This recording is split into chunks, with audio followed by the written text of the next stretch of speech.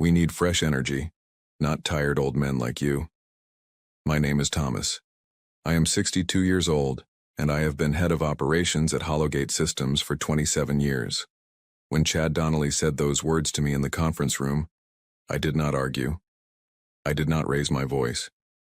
I just looked at him sitting there in his slim-fit pants and expensive sneakers, and I knew something had shifted forever.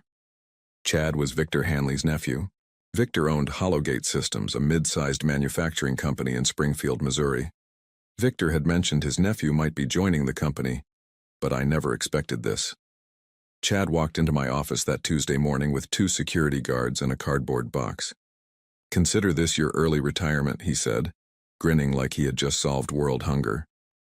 "Pack up your personal items. You have 30 minutes. I had trained half the management team currently running this place. I had streamlined our production processes, saved the company millions in efficiency improvements, and never once received a formal complaint. My performance reviews were spotless, but none of that seemed to matter to Chad. I packed my desk slowly. My leather planner that my wife Helen gave me for Christmas 15 years ago, the framed photo of my grandkids from last summer, a coffee mug my daughter brought me from her college graduation. Chad watched me from the doorway, tapping his foot impatiently. "Nothing personal," he said. "Just business. This company needs to move into the modern era." I nodded and walked toward the exit. But as I passed his office later, I heard him on the phone with someone laughing. "Yeah, I just cleared out the dead weight. These old guys don't understand technology anyway. Time to bring in some real talent." That evening, I sat in my garage workshop thinking. Something about this whole situation felt wrong. Not just unfair, wrong in a deeper way. I had been with Hollowgate Systems since Chad was probably in elementary school. I knew every process, every client relationship, every regulatory requirement. You do not just toss that knowledge aside because someone wants fresh energy. Helen found me there around 9 p.m., still in my work clothes, staring at a box of files I had brought home over the years. Company manuals, training documents, correspondence with clients.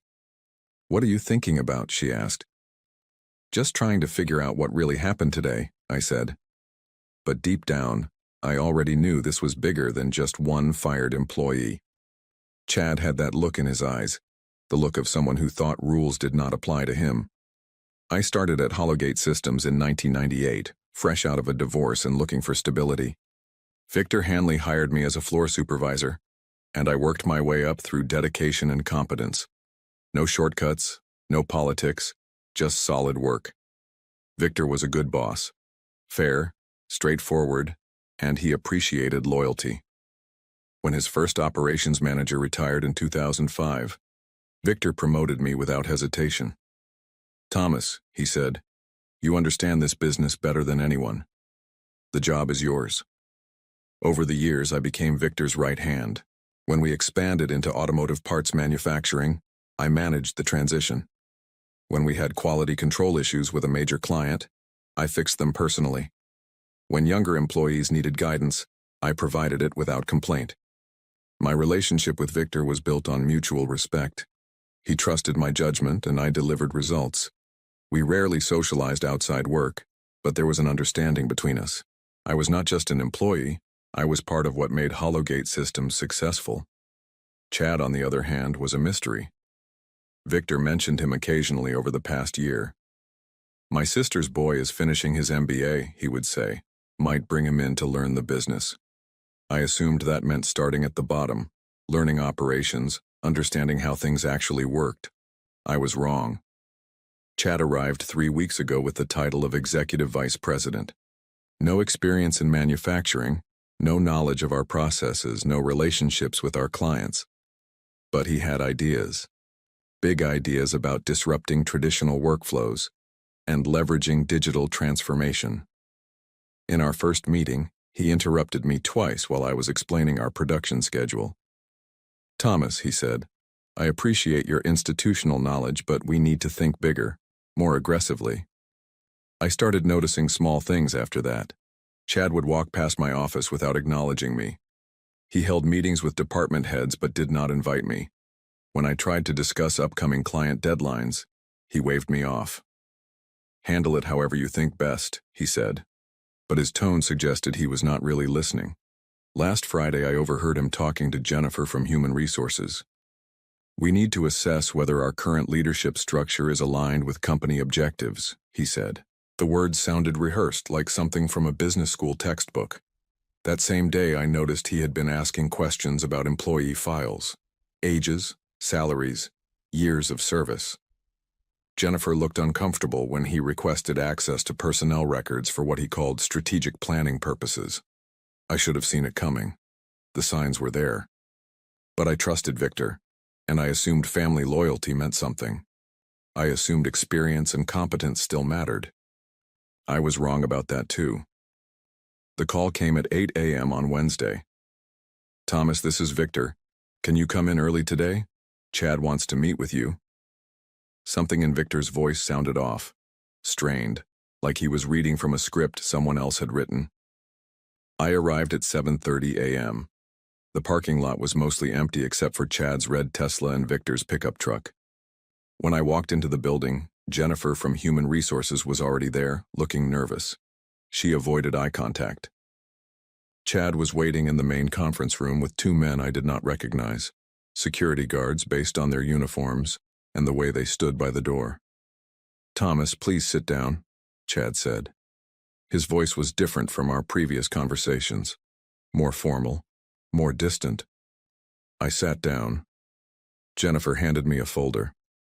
After careful consideration of our operational needs and strategic direction, Chad began, we have decided to restructure our management team. Your position is being eliminated effective immediately. I opened the folder. Termination paperwork, a severance package, legal documents with language I would need time to understand. This decision is based on business requirements, not performance, Jennifer added quickly. Your years of service are appreciated. But Chad could not help himself. As I was reviewing the papers, he leaned back in his chair and smiled. Look, Thomas, I am sure you understand. We need fresh energy here, new perspectives. This industry is changing fast and we cannot afford to have tired old men sitting on decades of dust. That phrase hit me like a physical blow. Tired old men. I looked up at him. 26 years old, maybe 27.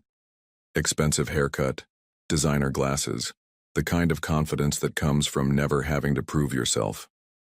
He was enjoying this. I understand, I said quietly. But as I signed the papers and gathered my belongings, my mind was working. Chad had made a mistake, not just in firing me, though that was certainly a mistake, but in how he did it, the words he used, the casual cruelty of it. I walked out of Hollowgate Systems that morning carrying a cardboard box and 27 years of knowledge. But I also carried something else, a clear understanding of what had really happened. This was not about business restructuring or strategic direction. This was about a young man who wanted to make his mark by erasing the people who built the company before he arrived. I drove home slowly, thinking about that phrase. Tired old men. Chad had said it with such satisfaction, such certainty that he was right. He had no idea what he had just started. I spent the rest of Wednesday reading through my severance paperwork. The more I studied it, the more questions I had. The termination was listed as position elimination due to restructuring, but my job responsibilities were being distributed among existing staff. That was not elimination, that was replacement. Thursday morning, I called Jennifer from Human Resources. Jennifer, this is Thomas. I have some questions about my termination paperwork. Thomas, I am sorry, but I cannot discuss personnel matters over the phone. You would need to speak with Chad directly. I am not asking for personnel information. I am asking about my own termination, specifically why my position was eliminated when the work is still being done. Long pause.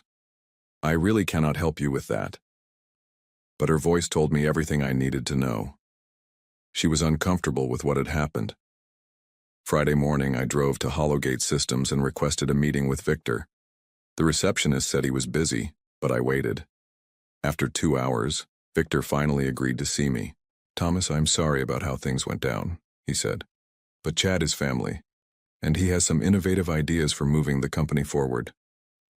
Victor, we have worked together for almost 3 decades. I deserve better than this.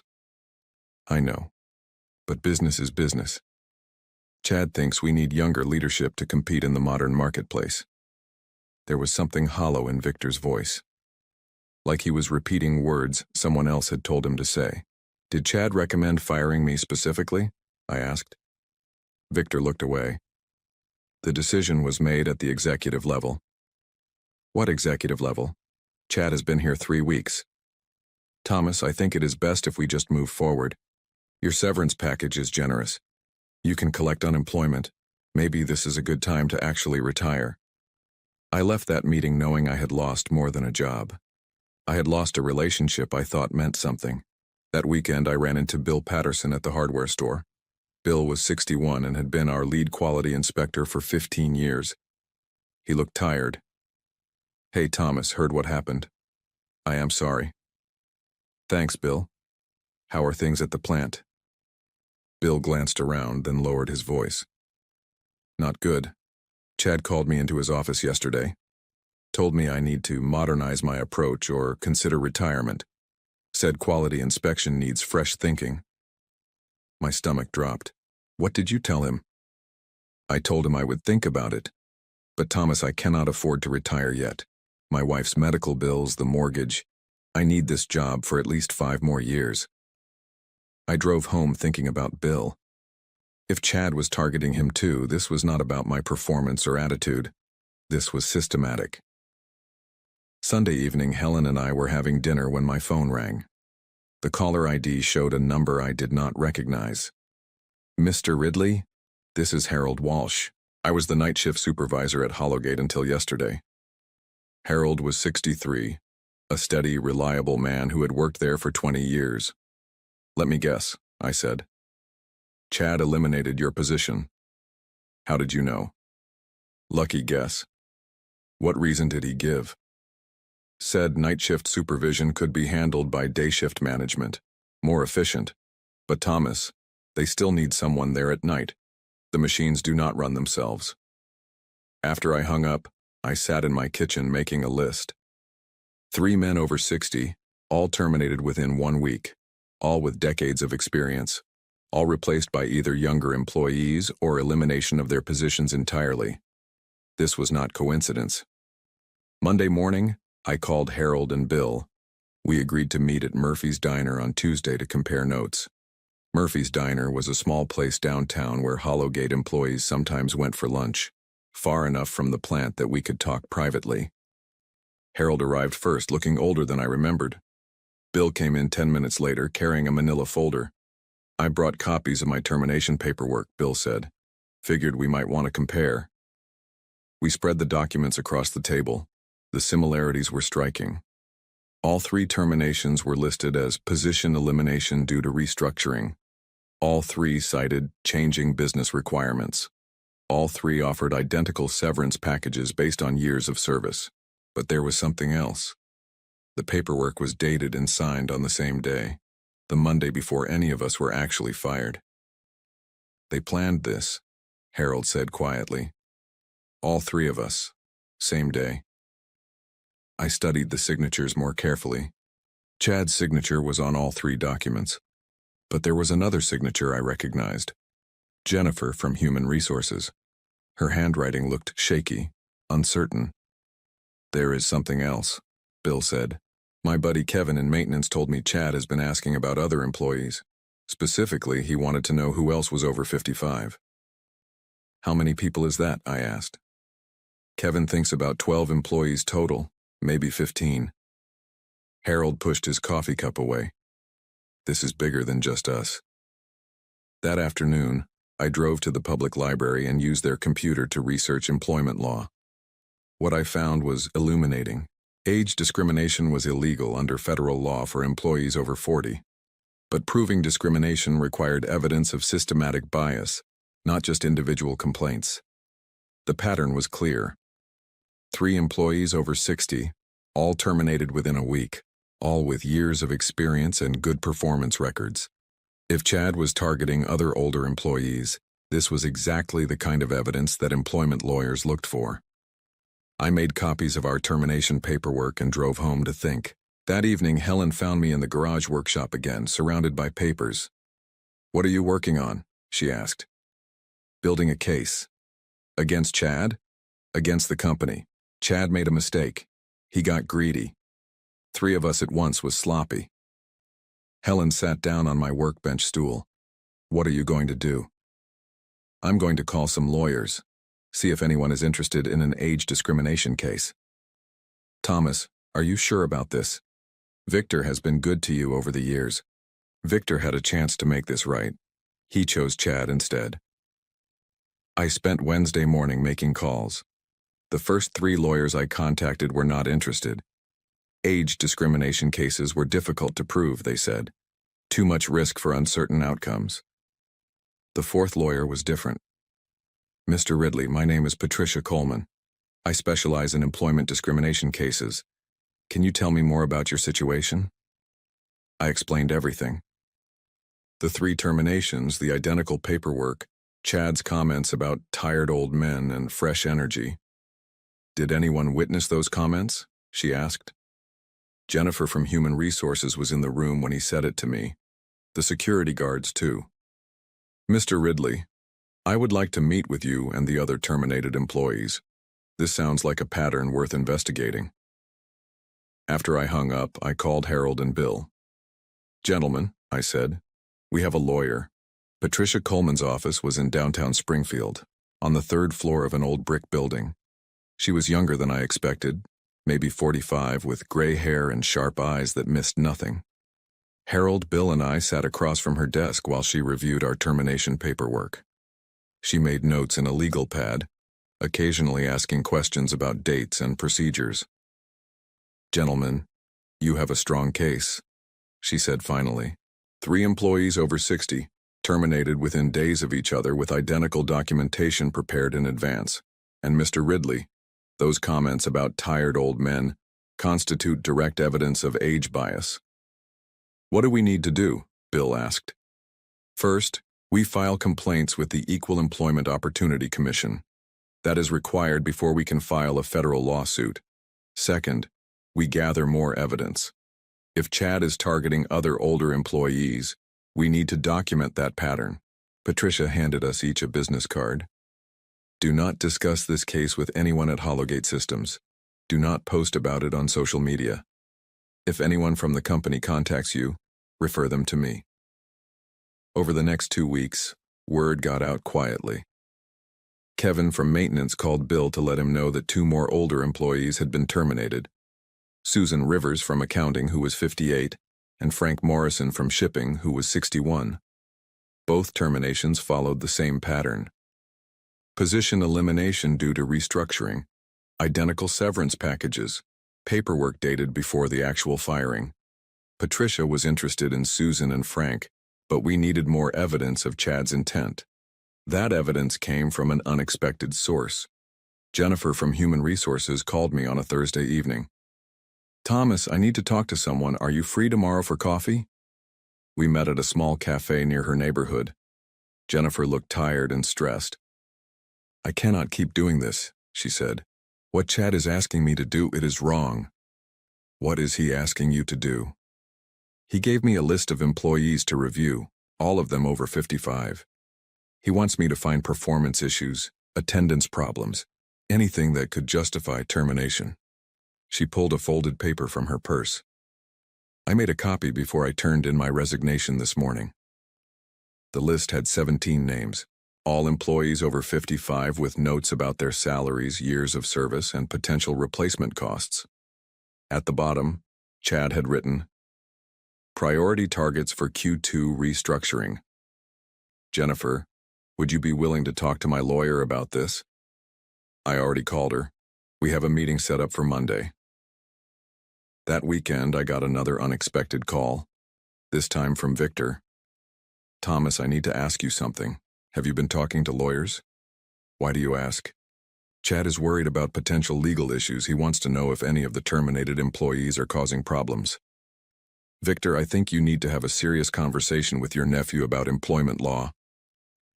"Is that a threat?" "No, it is advice. from someone who cares about what happens to Hollowgate Systems. Victor was quiet for a long moment. Thomas, I never wanted this to happen, but Chad convinced me that changes were necessary for the company to survive. What changes? Firing experienced employees and replacing them with nobody? He said we needed to reduce labor costs and bring in fresh talent. Victor, look around your plant. Who is training the fresh talent? Who is maintaining your client relationships? Who actually knows how to run the operations? Another long pause. I am starting to realize I may have made a mistake.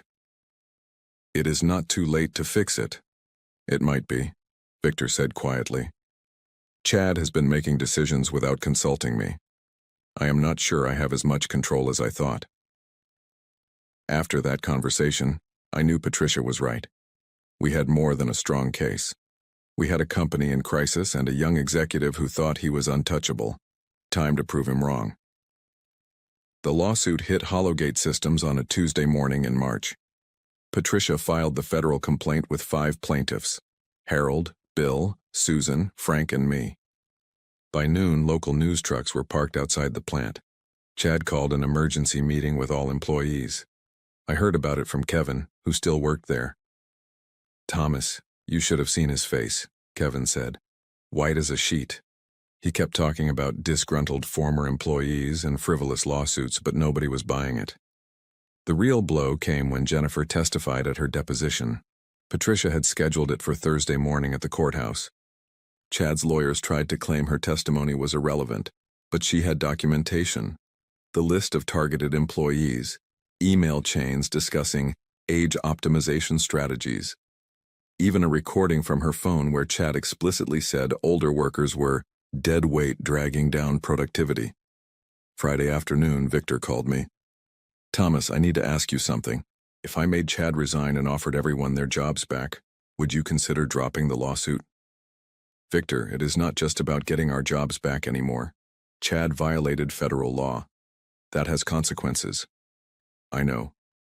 But Hollowgate Systems is my life's work. This lawsuit could destroy everything I built. You should have thought about that before you let your nephew run wild. Saturday morning, Patricia called with news. Thomas, Hollowgate's insurance company just called. They want to discuss settlement terms. Apparently their coverage does not extend to intentional discrimination, and they are concerned about exposure. What does that mean? It means Chad and the company are on their own financially, and Victor Hanley is starting to understand how expensive his nephew's decisions are going to be. The settlement negotiations lasted 2 weeks. Patricia was thorough. Full back pay for all terminated employees. Reinstatement offers for those who wanted them. Punitive damages for the discrimination. And most importantly, Chad's immediate resignation with no severance package. I drove past Hollowgate Systems on a warm April morning, 3 months after my termination. The parking lot looked different. Chad's red Tesla was gone. Victor's pickup truck was still there, but it looked smaller somehow. Harold and Bill had taken their reinstatement offers. Frank decided to retire early with his settlement money. Susan used hers to start a consulting business. I chose differently. The settlement gave me enough money to really retire. Helen and I bought a small cabin near the lake where I could fish and work in my workshop without thinking about production schedules or client deadlines. Victor stopped by the cabin one evening in May. Thomas, I owe you an apology. I let family loyalty cloud my judgment. How is the company doing? Struggling. We lost 2 major clients during the lawsuit. Turns out they were not comfortable doing business with a company facing discrimination charges. And Chad? Living with his parents in Kansas City, having trouble finding work. Apparently word travels fast in business circles. Victor looked older than I remembered. The stress had aged him. I should have listened to you from the beginning, he said. Yeah, you should have. We sat quietly for a while, watching the sun set over the lake. Victor left around 8 p.m. I never saw him again, though I heard Hollowgate Systems was sold to a larger company 6 months later. Victor retired with enough money to live comfortably, but without the legacy he had hoped to leave his family. As for me, I learned something important about standing up for yourself. even when the odds seem impossible. Sometimes doing the right thing costs everyone involved, but that does not make it any less right. Age and experience taught me patience, but they also taught me when patience was no longer enough.